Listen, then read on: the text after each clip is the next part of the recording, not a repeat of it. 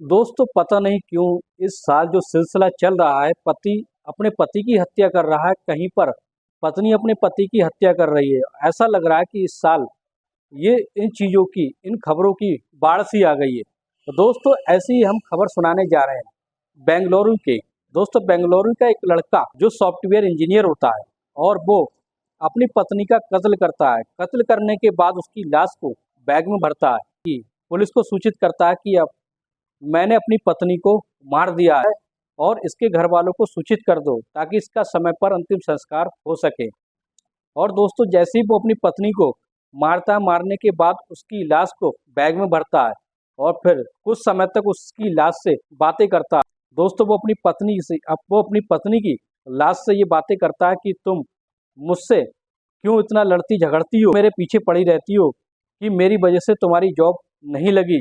इस तरीके से वो बड़बड़ाता है। दोस्तों आखिर सच्चाई क्या है, कौन होता है वो सॉफ्टवेयर इंजीनियर और आखिर उसने अपने पत्नी को किस वजह से मारा, आइए सच्चाई को जानते हैं। नमस्कार, आदाब, सत श्री अकाल, क्राइम स्टोरी में आपका स्वागत है। अगर आपने हमारे चैनल को सब्सक्राइब नहीं किया तो सब्सक्राइब जरूर कर लें ताकि हमारा मोटिवेशन बना रहे। सच्ची घटना हम आपको बताने जा रहे हैं। पुणे का रहने वाला एक लड़का जिसका नाम राकेश होता है। राकेश की उम्र लगभग 35 साल की होती है। दोस्तों राकेश एक सॉफ्टवेयर इंजीनियर होता है हिटाची कंपनी में और वो प्रोजेक्ट मैनेजर की पोस्ट पर होता है। और इसी तरीके से वो घर से वर्क फ्रॉम होम यानी घर पर रहकर ही वो कंपनी का काम संभालता है।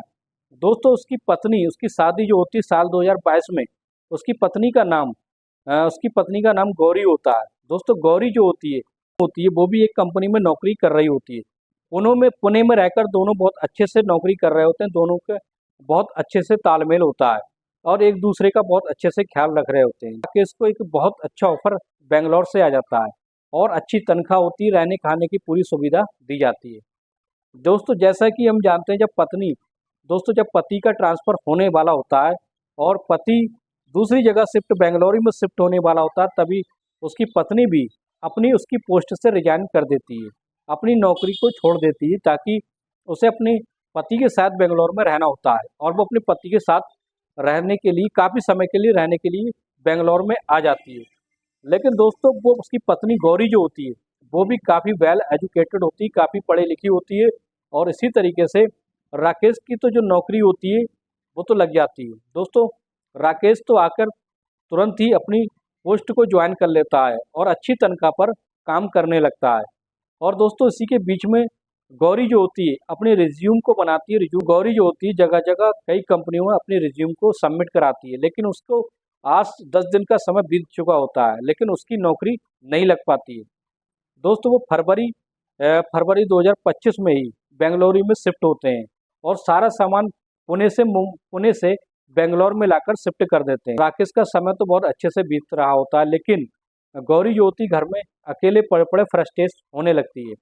जब वो इतनी ज़्यादा फ्रस्ट्रेट होने लगती है और दोस्तों वो अपने पति राकेश से झगड़ने लगती है और कहने लगती है कि तुमने ही मेरी नौकरी छुड़वा दी, अब मुझे यहाँ नौकरी नहीं मिल रही है, अब मैं अकेले घर पर पड़ी पड़ी क्या करूँ, मुझे कुछ समझ में नहीं आ रहा है।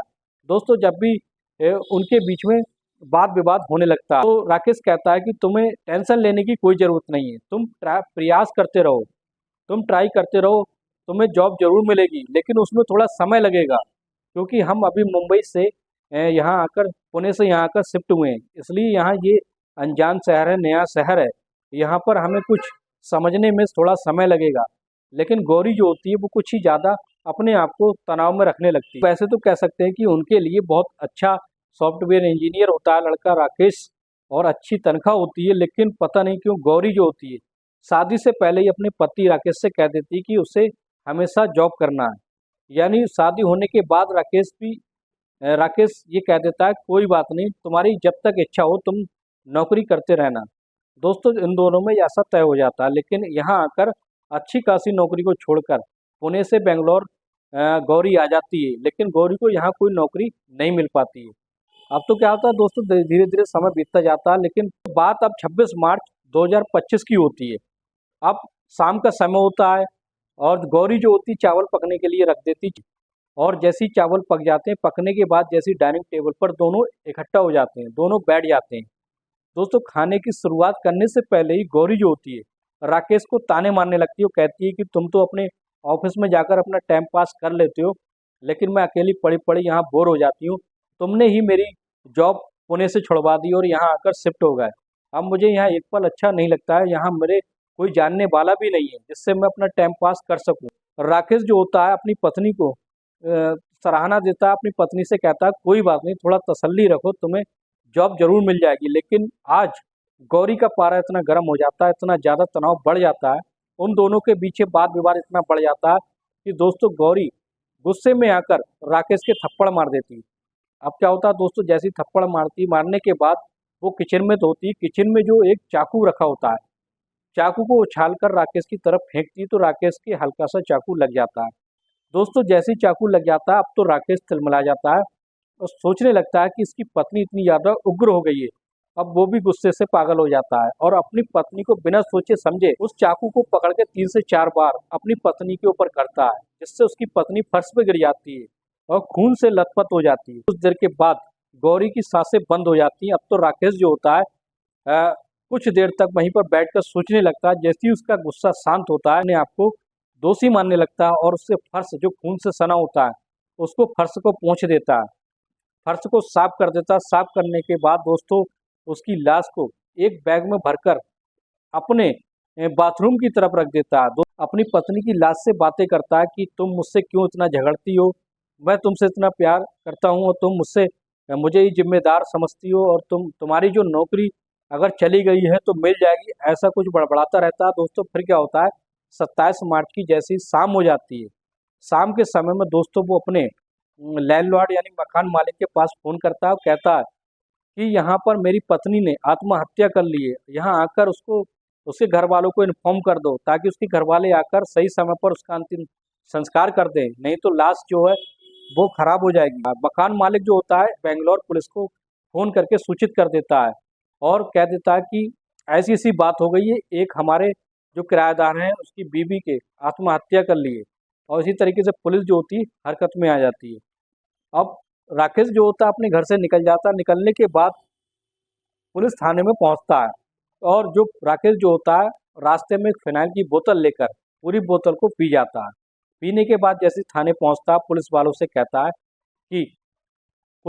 कहता है कि मैंने अपनी पत्नी को जान से मार दिया है और मारने के बाद उसकी लाश को बैग में रखकर अपने बाथरूम में रख दिया दोस्तों। और वो कहने लगता है कि अगर आप जल्दी से उसके घर वालों को सूचित कर दो ताकि सही समय पर उसका अंतिम संस्कार हो सके। कहने लगता है पुलिस वालों से कि मैंने फिनाइल पी लिया है और हो सकता है कि मैं जिंदा ना भी रहूं।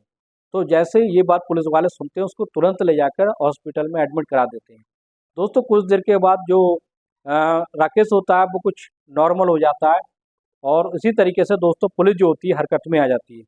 अब पुलिस ये सोचने लगती है कि एक तरीके से तो वो अपना एक वाले जुर्म भी कर रहा है, ये भी कह रहा है कि मैंने उसको नहीं मारा है। उसने मौके वारदात पे पहुंचने के बाद राकेश को तो अरेस्ट कर लिया जाता है और उसके बाद उसकी पत्नी की जो मौत हुई थी उस पत्नी को घर वालों को सूचित किया जाता है, उसकी लाश को उनको सौंप दिया जाता है। दोस्तों फिर क्या होता है, उसके बाद उसका अंतिम संस्कार करा दिया जाता है। दोस्तों ये थी पति पत्नी की छोटे से विवाद की कहानी, जो आम तौर पर इतनी ज़्यादा बढ़ जाती है कि एक पति या एक पत्नी अपने पति की हत्या कर देती है या एक पति अपनी पत्नी की हत्या कर देता है।